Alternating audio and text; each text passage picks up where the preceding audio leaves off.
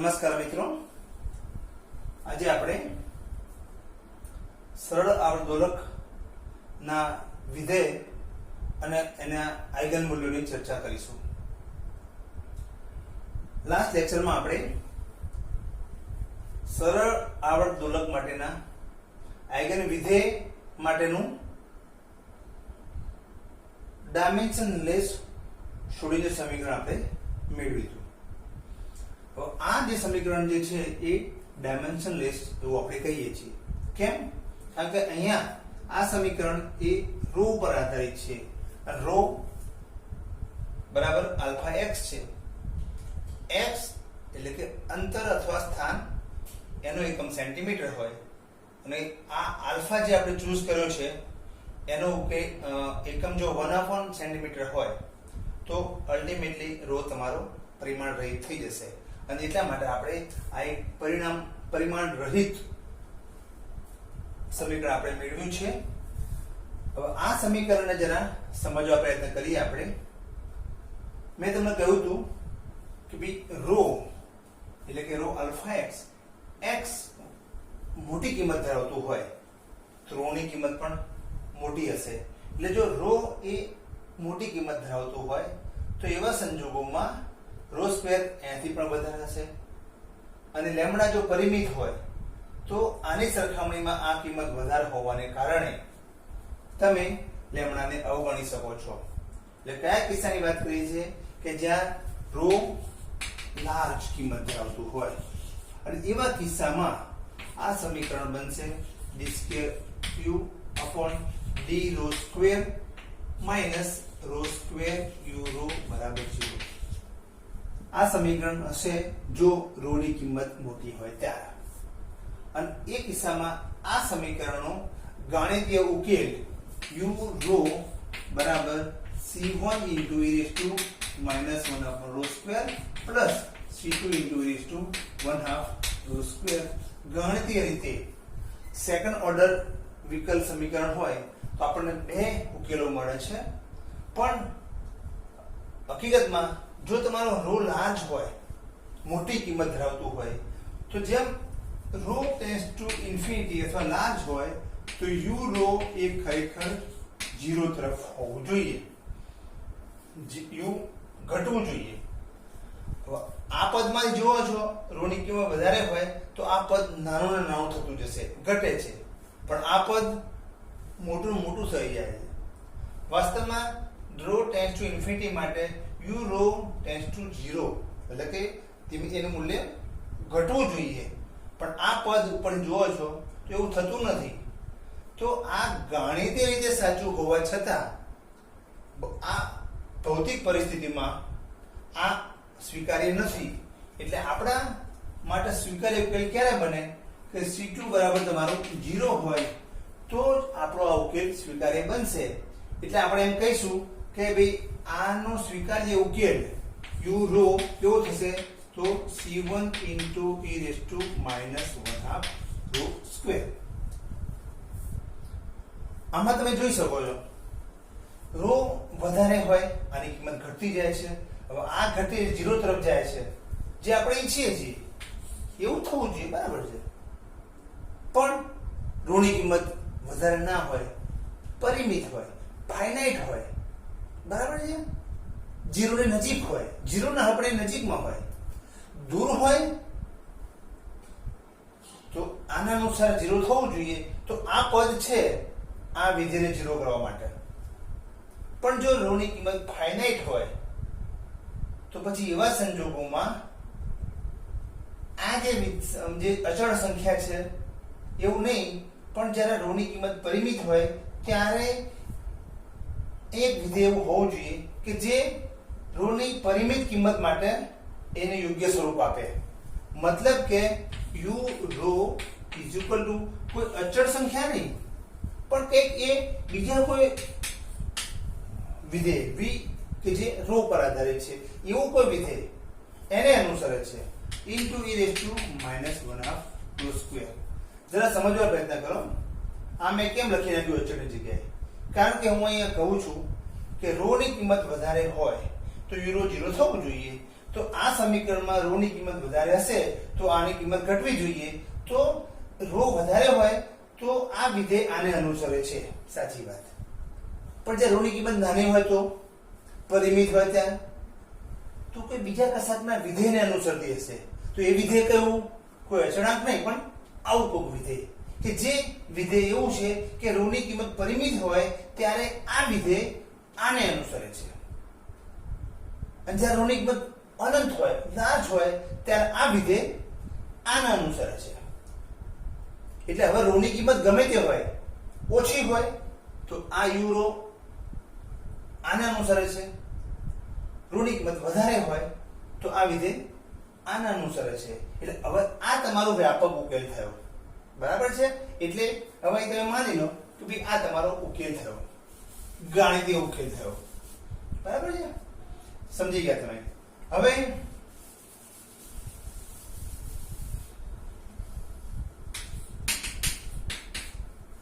Okay, હવે આ સમીકરણનો ઉકેલ હોય તો કોઈ પણ ઉકેલ એ સમીકરણમાં પાછો મૂકો તો પછી આ સમીકરણ આ ઉકેલને સંતોષતું હોવું જોઈએ, અને તમે જાણો છો. તો હવે આપણે આ કિંમતો આમાં મૂકી, બરાબર છે, આ કિંમત આમાં મૂકીશું. પણ આ તો શું છે? d2/d rho સ્ક્વેર છે, મતલબ કે આનું બે વખત વિકલન કરવું પડશે. તો બે વખત વિકલન કરીએ તો du rho by d rho, આનું વિકલન કેટલું થશે?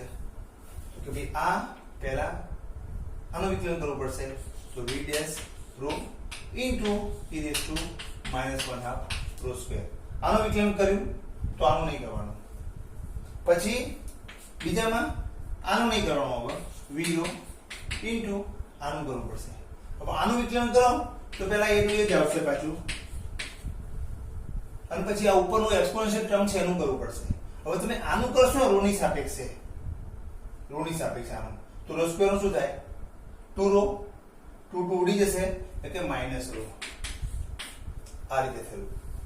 પણ આપણે તો d2/d rho સ્ક્વેર છે, માટે ફરીથી આનું વિકલન કરશું, du2u/d rho સ્ક્વેર. અને હવે આનું કરો તમે તો આનું ફરીથી સેકન્ડ ટાઈમ ડબલ ડેશ શું દર્શાવે છે? સેકન્ડ ઓર્ડર વિકલન. આ ફર્સ્ટ ઓર્ડર હતું એટલે v ડેશ કરી, આનું ફરીથી વિકલન કરશો એટલે v ડબલ ડેશ. તો આનું એઝ ઇટ ઇઝ રહેશે, e raised to -1/2 rho square plus આનું તો કરી દીધું, આનું આપણે નથી કરવું. હવે આનું કરીશું, તો આનું કરીશું એટલે પેલાની જેમ જ 1/2 rho સ્ક્વેર અને એક્સપોનેન્શિયલ ટર્મનું શું આવશે? Minus rho. એટલે આનું વિકલન એક વખત આનું કર્યું અને બીજી વખત આનું કર્યું એટલે બે પદ થઈ ગયા.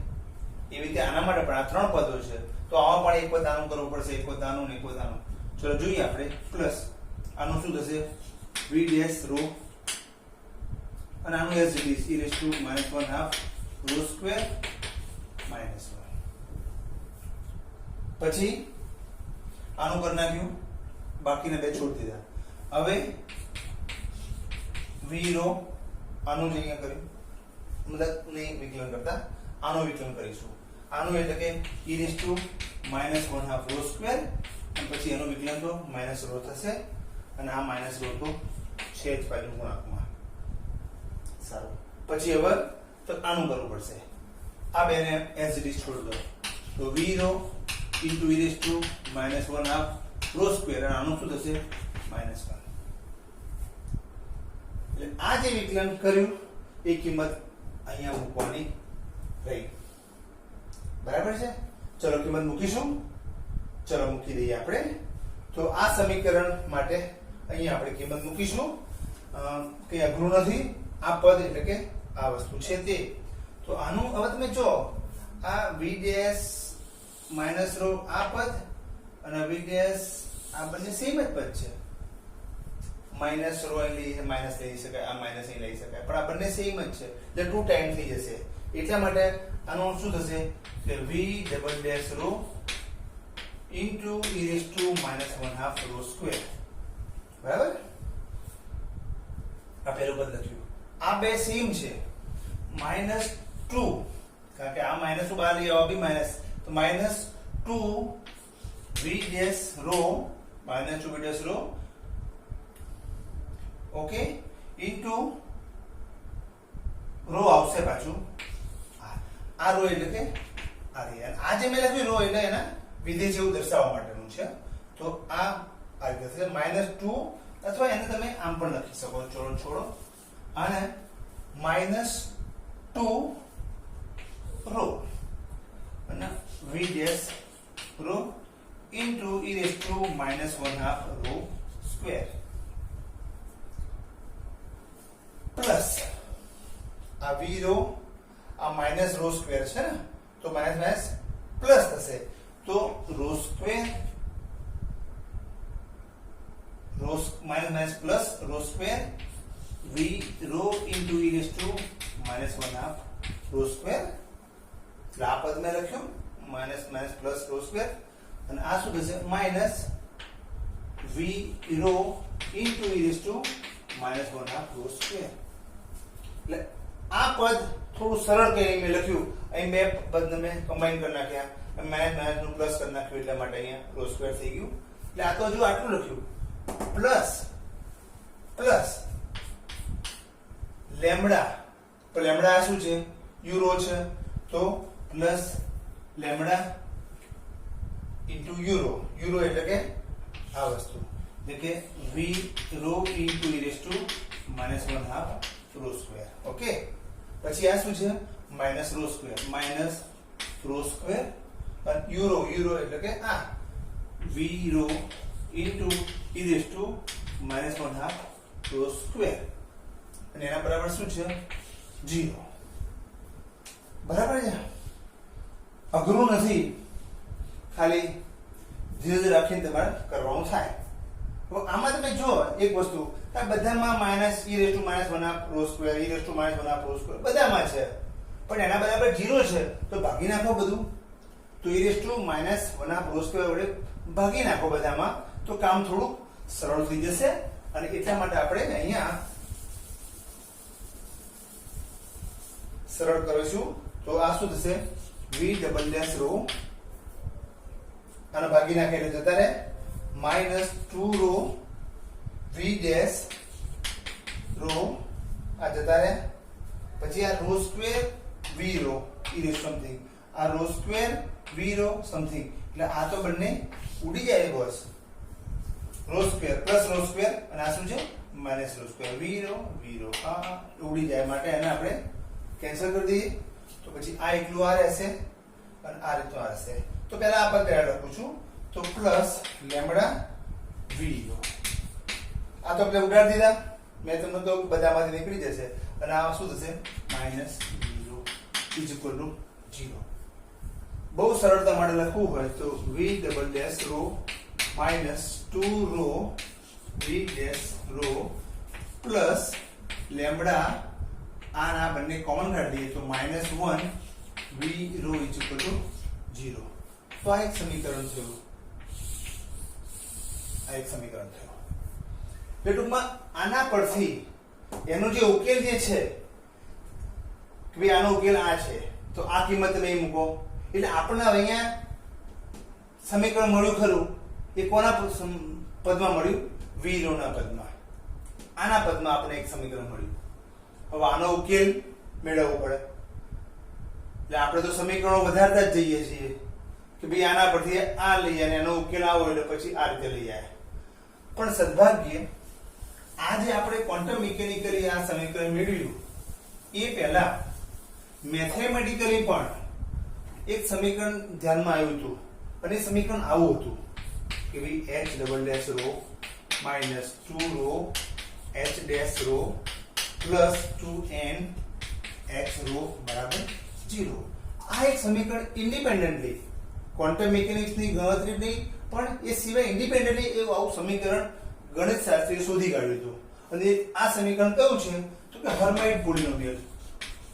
હર્માઇટ પોલિનોમિયલ ઇક્વેશન હર્માઇટ નું સમીકરણ તો હવે તમે જોઈ શકો છો કે ભાઈ આ હર્માઇટ નું સમીકરણ એ આ v રો ના પદ આ બંને સરખા જ છે તો ભાઈ આ ડબલ ડેશ આ બિલકુલ સેમ જ છે મતલબ એવો થયો હવે કે v રો જે તમે કહો છો એ વિધેય કોના જેવું છે? તો કે હર્માઇટ પોલિનોમિયલ જેવું છે. એટલે હવે તમે જે બધી વાત કરી હતી કે ભાઈ u રો જે છે એ v rho into e raise to -1 of rho square, પણ આ v રો કોના જેવું છે? એમ કે કંઈક વિધેય છે. પણ તમે સરખામણી કરો કે ભાઈ આ હર્માઇટ પોલિનોમિયલ ઇક્વેશન છે એની સાથે બિલકુલ આઇડેન્ટિકલ જ આવે છે. મતલબ એવો થયો કે ભાઈ આ જે છે મારું v એ ખરેખર કશું જ નહીં પણ હર્માઇટ પોલિનોમિયલ જ છે. એટલે આપણે ડાયરેક્ટલી લખી નાખી શકીએ કે ભાઈ આ હર્માઇટ પોલિનોમિયલ જ છે. બરાબર છે? તો આપણે હવે v જે છે રો પર આધારિત છે આ પોલિનોમિયલ ખરેખર આના પરથી કહો તો એ હર્માઇટ પોલિનોમિયલ જ છે. એટલે માટે આપણે એને હર્માઇટ પોલિનોમિયલ તરીકે ઓળખીશું. બરાબર છે? એટલે તો પછી એનો અર્થ એવો થયો કે મારું આ જે સમીકરણ u રો જે હતું એ મારું હવે v રો ની પર શું લખવાનું? h rho into e raise to -1/2 rho square. બરાબર છે? હવે કોઈ પણ આવું સમીકરણ હોય, કોઈ પણ આ વિધેય હોય, એ સરળ આવર્ત દોલક માટેનું આ વિધેય છે. પણ આ વિધેય હંમેશા કેવું હોવું જોઈએ? નોર્મલાઇઝ હોવું જોઈએ. અને નોર્મલાઇઝ ના હોય તો નોર્મલાઇઝેશન કોન્સ્ટન્ટ વડે એને ગુણવું પડે. એટલા માટે આપણે એની સાથે એક અચળાંક લખી નાખીએ n. બરાબર છે? કોઈ અચળાંક c લખો, n લખો, એવો કોઈ અચળાંક હોઈ શકે છે. બરાબર છે? એટલે મતલબ આ એક થયું કે મારી પાસે આ એક વિધેય થયું, સરળ આવર્ત દોલક માટેનું વિધેય u rho is equal to n. શું છે? તો કે આ વિધેયનું નોર્મલાઇઝેશન કોન્સ્ટન્ટ વડે ગુણવું પડે તે આ h રો. જે રો પરિમિત હોય ત્યારે આ વિધેયને અનુસરે છે, રો બહુ લાર્જ હોય તો આનો અનુસરે છે, અને આ તમારું વ્યાપક વિધેય થયું. હવે બીજી વસ્તુ કે આ વિધેય થયું બરાબર સરળ આવર્ત દોલક માટેનું. પણ તમે જો આના પર તમે સરખામણી કરશો તો કે આ 2n બરાબર લેમ્બડા -1. એનો અર્થ એવો થયો કે ભાઈ આ બંને જો સરખા જ હોય તો પછી લેમ્બડા -1 બરાબર 2n હોવું જ જોઈએ. આની સાથે બંધ બેસતું છે, આઇડેન્ટિકલ છે એમ કહેતા હોઈએ તો પછી આ લેમ્બડા -1 બરાબર આના બંને પર કેવા હોય છે? સરખા હોવા જોઈએ. તો આ સરખા છે, માની લો કે સરખા છે, તો પછી લેમ્બડા બરાબર શું થયું? તો 2n + 1 થયું. પણ તમને ખબર છે લેમ્બડા શું છે ભાઈ? આ છે આપણી પાસે. તો લેમ્બડાની કિંમત કેટલી થશે? લેમ્બડા બરાબર 2me અપોન આ શું છે? h cross square into alpha square into alpha square. Alpha શું છે? તો m omega upon h cross નો વર્ગમૂળ છે. પણ જ્યારે એનો સ્ક્વેર કરશો તો વર્ગમૂળ નીકળી જશે. તો આલ્ફા સ્ક્વેર ની જગ્યાએ m ઓમેગા અપોન h લખી શકાય. m omega c upon h એટલે h ને ઉપર લખી નાખીશું. આવી રીતે થયું. લેમ્બડા ની જગ્યાએ મેં આ કિંમત મૂકી 2me/h ક્રોસ આલ્ફા સ્ક્વેર. પણ આલ્ફા સ્ક્વેર એટલે શું? આ વસ્તુ મેં અહીંયા લખી, h ઉપર લઈ લીધું, એના પરથી 2n + 1. હવે તમે જોઈ શકો કે આ h ઉડી ગયા તો આ સ્ક્વેર નીકળી ગયો, m તો m નીકળી ગયા. તો શું થયું? આ 2e બરાબર આ શું છે? h omega c. તો h ઓમેગા c અને 2n + 1. તો આના પરથી e બરાબર શું થાય? તો કે ભાઈ e બરાબર h ક્રોસ ઓમેગા c અને બે વડે ભાગી નાખીએ તો બે વડે ભાગી નાખીએ તો n + 1/2. તો આ થયું તમારું સરળ આવર્ત દોલકના ઉર્જા સ્તરોના આઇગન મૂલ્યોનું સમીકરણ થયું. જે n ની કિંમત જુદી જુદી હોય, ધારો કે n ની કિંમત તમે 0 લે, 1 લો, 2 લો, એ જુદા જુદા સ્તરની ઉર્જા દર્શાવે છે. એટલા માટે ખરેખર જો જુદા જુદા ઉર્જા સ્તરનું બતાવતું હોય તો પછી મારે એને વ્યાપક તરીકે કઈ રીતે લખી શકાય? તો વ્યાપક તરીકે મારે હાલાને આપણે ઉડાડી દઈએ. આ કોઈ જરૂર નથી આ વસ્તુની. વધુમાં જો એટલે ટૂંકમાં સરળ આવર્ત દોલકની જુદી જુદી ઉર્જા સ્તરો છે તો એને આપણે En લખીશું, કારણ કે એની જુદી જુદી કિંમત માટે જુદા ઉર્જાના મૂલ્યો મળે છે. માટે En બરાબર h ક્રોસ ઓમેગા c અને n + 1/2. બરાબર? આ રીતે થયું. જો તમે એમ કહેતા હોય કે ભાઈ એની કિંમત 0 છે, એની કિંમત 0 છે એટલે કે સરળ આવર્ત દોલકની ગ્રાઉન્ડ સ્ટેટ એનર્જી કેટલી, ન્યૂનતમ ઉર્જા કેટલી, ધરા સ્થિતિમાં ઉર્જા કેટલી, તો કે ધરા સ્થિતિમાં n બરાબર 0 હોય તો E0 બરાબર 1/2 h ક્રોસ ઓમેગા c. અને કે ફર્સ્ટ એનું ગ્રાઉન્ડ સ્ટેટ ને ઉપરનો સ્ટેટ લઈએ n બરાબર 1 તો કેટલી ઉર્જા હોય તો E1 બરાબર 3/2 h ક્રોસ ઓમેગા c. અને એના પછી નેક્સ્ટ ઉર્જા સ્તર કયું તો કે E2 બરાબર 5/2 h cross omega c. Okay, આમ જુદા જુદા ઉર્જા સ્તરો મળી શકે છે. હવે આપણે એમ કહેતા હોઈએ કે સરળ આવર્ત દોલકની જુદી જુદી ઉર્જા સ્તરો છે તો ભાઈ આઇગન વિધેયો પણ અલગ અલગ જ હોય ને, એમ કે આઇગન વિધેયો પણ અલગ અલગ જ હોય. તો ભાઈ તમારે અહીંયા આ જે છે આ જે ઉર્જા તો કે એ વિધેય u, હવે રો એ તો ભાઈ આલ્ફા x સાથે સંકળાયેલું છે માટે ux લખો, કારણ કે રો ની કિંમત આપણે આલ્ફા x લખી શકીએ માટે u. હવે અહીંયા n, હવે દરેક વિધેય, ઓકે, અહીંયા જો દરેક ઉર્જા સ્તરો છે જુદા જુદા તો જુદા જુદા ઉર્જા સ્તરો માટે એનું અવસ્થા વિધેય પણ જુદું જુદું હશે. એટલે પછી અહીંયા આપણે શું લખવું જોઈએ un, અચળાંક દરેકનું અચળાંક જુદું જુદું હોય તો પછી આ hn rho into e raised to 1/2 minus 1/2 rho square. તો આ થયું તમારું. એટલે તો મિત્રો સમજો કે ભાઈ આ સરળ આવર્ત દોલકના જુદા જુદા ઉર્જા સ્તરો માટેના એના અવસ્થા વિધેયોનું આ વ્યાપક સમીકરણ થયું. એટલે આ સરળ આવર્ત દોલકના આઇગન વિધેયો n જુદા જુદા કેમ લઈએ છીએ કે જુદા જુદા સ્તર માટે જુદું જુદું આઇગન વિધેય હોય, એટલા માટે 1 2 3 4 ગમે તે કે ગ્રાઉન્ડ સ્ટેટમાં હોય તો એ તમારું u0 વિધેય થયું, એટલા માટે આ હોઈ શકાય છે. બરાબર છે. તો આ એક સમીકરણ થયું આપણી પાસે. હું સરળતા માટે અહીંયા લખું છું unx બરાબર nn hn rho into e raised to minus 1/2 rho square. હવે જરા ધ્યાનથી સમજી લો કે સરળ આવર્ત દોલક એને જુદા જુદા ઉર્જા સ્તરોના મૂલ્યો કેટલા હોય તમે આના પરથી કહી શકો છો. આ સમીકરણ આપણે મેળવી એના પરથી, અને એના માટેના આઇગન વિધેયો આ છે એમ કહ્યું મેં તમને. બરાબર છે. તો હવે મારી પાસે આ છે, એટલે આ શું દર્શાવે છે આઇગન વિધેયો, આઇગન ફંક્શન. કોના માટે?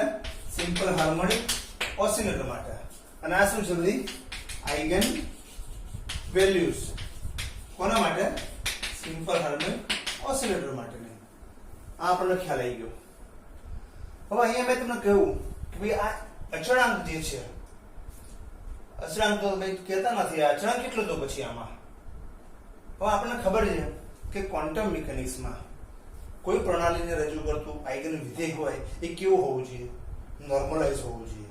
અને નોર્મલાઇઝ હોય એના માટે શરત શું છે તમને જનરલ ખબર છે કે psi star psi into d બરાબર આ શું થવું જોઈએ 1. આ નોર્મલાઇઝેશનની શરત છે જનરલ, કે કોઈ પણ આઇગન વિધેય હોય એનું કોમ્પ્લેક્સ સાથે ગુણાકાર કરો, સંકલન કરો તો 1 થવું જોઈએ જ. હવે આ શરત પરથી તમે આ નોર્મલાઇઝેશન કોન્સ્ટન્ટ શોધી શકો છો. એટલે આપણને કદાચ એક્ઝામમાં પૂછે કે ભાઈ સરળ આવર્ત દોલક માટેનું વ્યાપક સમીકરણ લખો અને એનો નોર્મલાઇઝેશન કોન્સ્ટન્ટ શોધો, તો તમે આ લખી અને ત્યારબાદ આના આધારે આ જે શરત છે નોર્મલાઇઝેશન શરત, તો આપણા કેસમાં શું આ શરત કેવી થશે? તો કે આપણા આ કેસમાં શરત કેવી થશે? Integral -∞ plus ∞ un star x unx into dx બરાબર 1 થવું જોઈએ. એટલે આ શરતનો સંતોષ છે એવો અચળાંક શોધવાનો રહ્યો તમારે.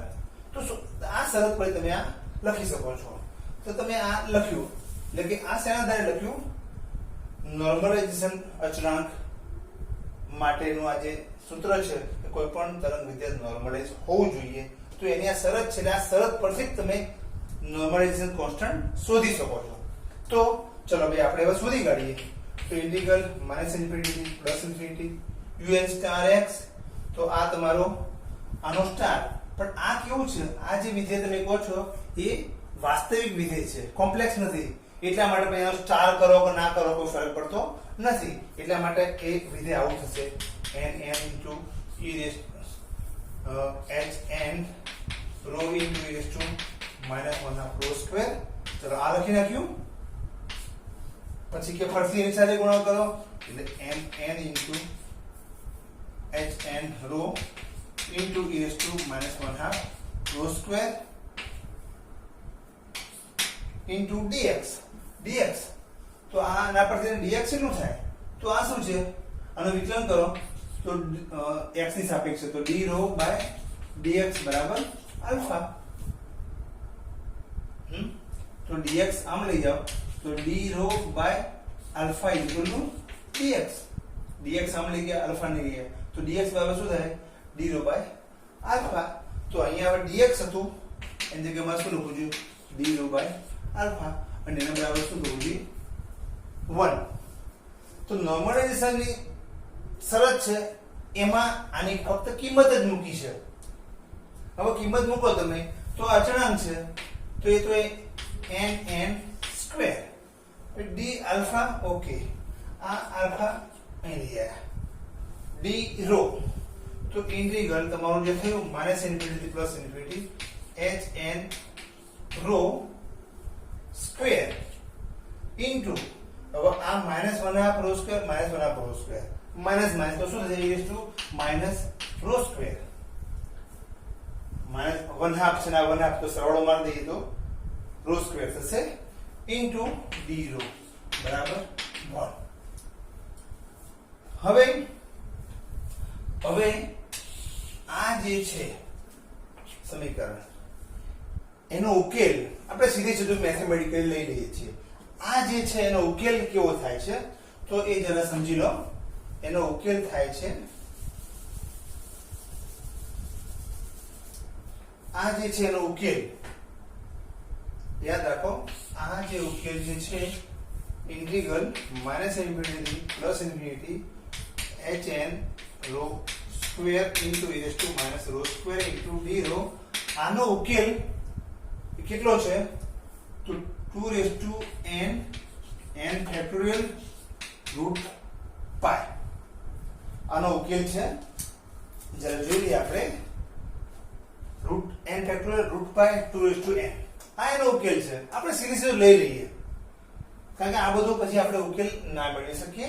એટલા માટે આનો ઉકેલ આવા રીતનો છે. તો પછી એક કિંમત અહીં મૂકી દઈએ ડાયરેક્ટ. તો શું થશે આમાં? તો પછી આની કિંમત n square upon alpha into આ બ્રેકેટ છે એની કિંમત શું છે ભાઈ? આ બ્રેકેટની કિંમત આટલી છે તો 2 raised to n factorial root pi બરાબર 1. તો પછી આના પરથી n સ્ક્વેર આલ્ફા સામે જતું રહેશે, આ નીચે જતું રહેશે 2 raised to n factorial root pi આવું થશે. અને આના પરથી n આપણે વર્ગમૂળ કરીએ તો alpha upon 2 raised to n factorial root pi બરાબર આવું થયું. એટલે આ તમારો નોર્મલાઇઝેશન કોન્સ્ટન્ટ છે. એટલે નોર્મલાઇઝેશન કોન્સ્ટન્ટ સાથે વાત કરો કે ભાઈ ફાઇનલ હવે સમીકરણ કેવું થશે તો આપણે ફાઇનલ સમીકરણ લખીએ. આપણે ફાઇનલ સમીકરણ કેવા પ્રકારનું હશે તો કે ભાઈ આ જે રહ્યું તમારું un x બરાબર આ નોર્મલાઇઝેશન કોન્સ્ટન્ટ એટલે કે આ સુધી લાયા તે કેટલું છે તો કે alpha upon 2 raised to n factorial root pi 1/2 into hn rho into e raised to લખી નાખ્યું e raised to -1/2 rho square બરાબર છે. હવે તમે અહીંયા રો જે છે હવે રો ની કિંમતો આલ્ફા અને x છે તો તમે ઈચ્છો તો રો સ્ક્વેર એટલે આલ્ફા સ્ક્વેર x સ્ક્વેર તો આની કિંમત તમે આલ્ફા સ્ક્વેર x સ્ક્વેર એમ લખી શકો છો. બરાબર છે. તો આ થયું તમારું ફાઇનલ સમીકરણ. એટલે એક્ઝામમાં આપણને પૂછે ધારો કે ભાઈ સરળ આવર્તોલક માટેનું આઈગન વિધેયનું મૂલ્ય મેળવો તો આ પ્રકારે કમ્પ્લીટ વિધેય મળે છે.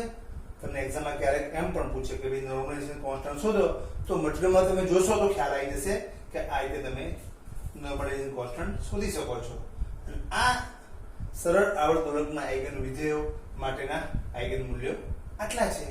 પણ અહીં એક ખાસ વાત યાદ રાખો કે સરળ આવર્તોલક ન્યૂનતમ ઉર્જાનું સ્તર જે છે એ 0 નથી, પણ કેટલું છે 1/2 h cross omega c છે. અને આ જ હોવું 0 ના હોવું જોઈએ, કારણ કે આપણને જે હાઇઝનબર્ગ અનિશ્ચિતતાનો સિદ્ધાંત જે છે હાઇઝનબર્ગનો, એ શું કહે છે કે ભાઈ માનો કે કોઈ પણ પદાર્થ ગ્રાઉન્ડ સ્ટેટમાં 0 એનર્જી હોય તો એનર્જી 0 હોય તેનું સ્થાન 0 હોય, સ્થાન 0 હોય તો વેગમાનમાં અનિશ્ચિતતા વધી જાય, અનંત થઈ જાય. પણ વાસ્તવમાં કોઈ પણ ગ્રાઉન્ડ સ્ટેટમાં એની ઉર્જા 0 નથી હોતી, પણ કંઈક ઉર્જા હોય છે જ, 0 ના હોઈ શકે. કારણ કે હાઇઝનબર્ગનો અનિશ્ચિતતાનો સિદ્ધાંત એવું જણાવે છે કે ભાઈ એની ઉર્જા 0 એટલે કે પદાર્થ સ્થિર ના હોઈ શકે.